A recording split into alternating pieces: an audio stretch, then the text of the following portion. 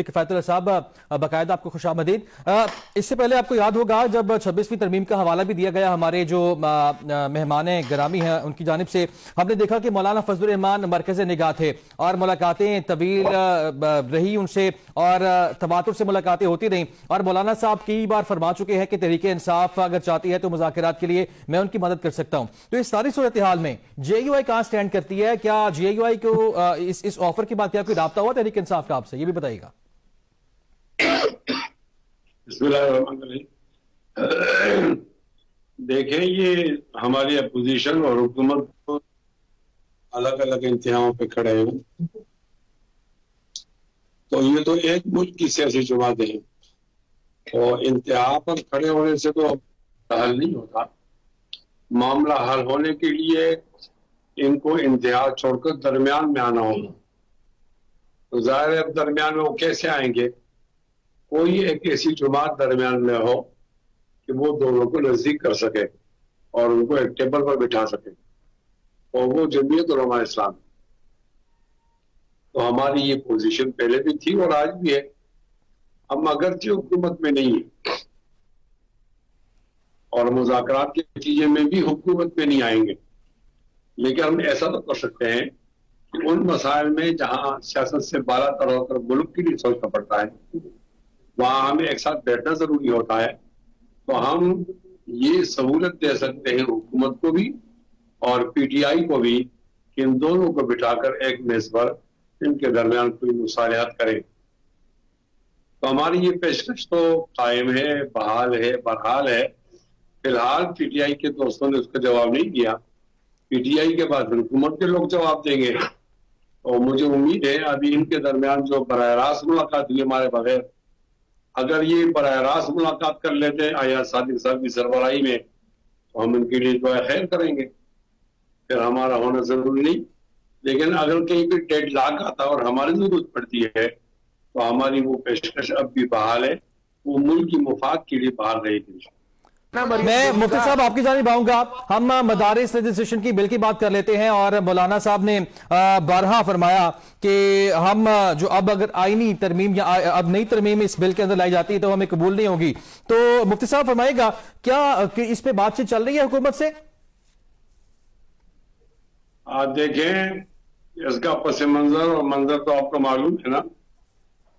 ان کو 26ویں آئینی ترمیم میں ہماری ضرورت تھی تو ہم نے ایک دم انکار بھی نہیں کیا پی ٹی آئی کی طرح، اور اقرار بھی نہیں کیا مسلم لیگ نون اور پیپلز پارٹی کی طرح۔ ہم نے ان کے 22 نکات میں اپنے 5 نکات ڈالے اور انہوں نے وہ مان لیا اور ایک راہ کو تفقہ تیار کیا۔ ہم تو چاہ رہے تھے کہ پی ٹی آئی بھی اس پہ سائن کرے، لیکن ان کی پارٹی کی پالیسی وہ نہیں تھی۔ تو ایک میٹنگ ہوئی ہے میاں نواز شریف صاحب کے گھر میں، اس میں میاں نواز شریف صاحب بھی تھے اور میاں شہباز شریف صاحب بھی تھے، زرداری صاحب بھی تشریف لے گئے تھے، اور بلاول بھٹو بھی تھے، تمام لوگ تھے، یعنی جن جن لوگوں کو ہونا چاہیے، مولانا فضل الرحمان صاحب بھی تھے۔ تو وہاں ان سے ایک وعدہ ہوا اور اس طرح ایک ڈرافٹ پر اتفاق ہوا۔ جی مفتی صاحب بالکل، مولانا صاحب نے اپنی نیوز کانفرنس میں یہ ساری باتیں بتائی تھیں۔ اب یہ آپ سے جاننا چاہوں گا میں، ابھی موجودہ صورتحال جو اس کی ہے، آج وزیر قانون صاحب نے بھی فرمایا کہ جی وزیر اعظم نے ہدایت کی ہے کہ جے یو آئی سے بات کی جائے، تو کیا حکومت سے ابھی ریسنٹ کوئی رابطہ ہوا ہے، اور کیا حکومت نے ہم کو کوئی وجہ بتائی ہے کہ آپ کیوں ترمیم چاہتے ہیں؟ مسلم لیگ نون کے لوگ ہمارا وقت ضائع کرتے ہیں۔ ابھی جب کیبنٹ سے پاس ہوا اور سینٹ اور قومی اسمبلی سے، تو صدر نے دستخط کرنا تھا، یہ ان کے اتحادی ہیں، ان کو کہنا چاہیے کہ دستخط کرو۔ اب دستخط مقررہ وقت میں نہیں کیا تو وہ جو ایکٹ بن گیا۔ اب ذمہ داری آتی ہے صدر سے ہٹ گئی ہے اور وزیر اعظم باقاعدہ نوٹیفیکیشن کرے، یہ ہمارا مطالبہ ہے۔ اب اگر یہ کہتے ہیں کہ کلیریکل غلطی ہے، کوئی مسٹیک ہے، اور ہم دوبارہ اس کو ایوان میں لے جائیں گے تو یہ ہمارا وقت ضائع کر رہے ہیں، ہم اس کو نہیں مانیں گے۔ پھر ہم جائیں گے ایوان سے میدان کی طرف جائیں گے، یہ ان کے لیے اچھا نہیں ہوگا۔ اور میں آپ کو پہلے سے بتا دوں کہ بھیا دو لوگوں کو ناراض نہیں کر سکتے۔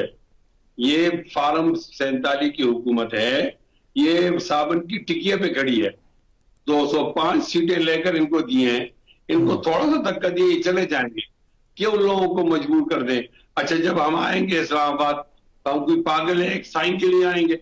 फिर तो साइंटिस्ट नहीं आएंगे, फिर उनको अपनी कुर्सियां बचानी मुश्किल हो जाएगी। वो खतरनाक सूरत हाल ही क्यों पैदा करना चाहते हैं? एक ही बात है, पहले हम नाराज थे सदर साहब से, उन्होंने गलती की, अपना वादा जो किया वो उन्होंने जबान खाई, अब वो काम आ गया है इसके पास, वजीर आजम के पास।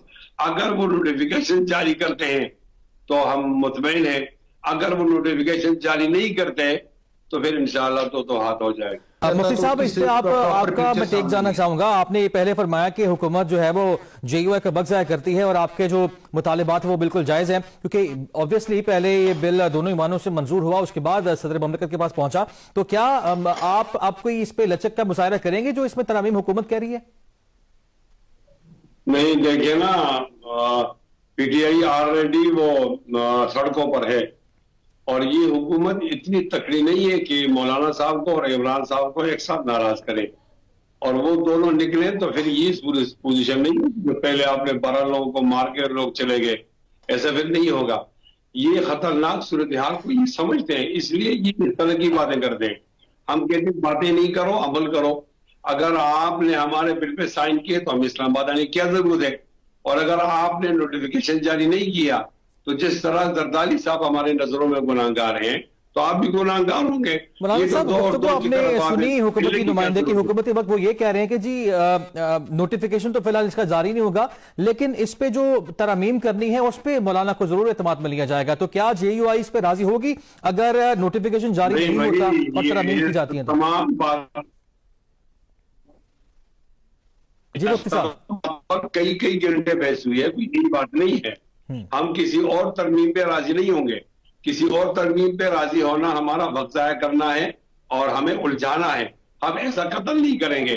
इनको अपनी बात छोड़नी पड़ेगी और इस तरफ आना होगा कि जो आम तौर पर कवानीन होते हैं, सदर साहब 10 या 15 दिनों में साइन नहीं करते तो फिर क्या होता है, फिर वो खुद का उनका हिस्सा बन जाता है।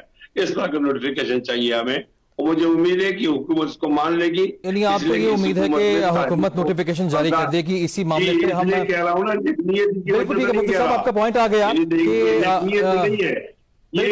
ये हमारा एहतजाज बर्दाश्त नहीं कर सकते।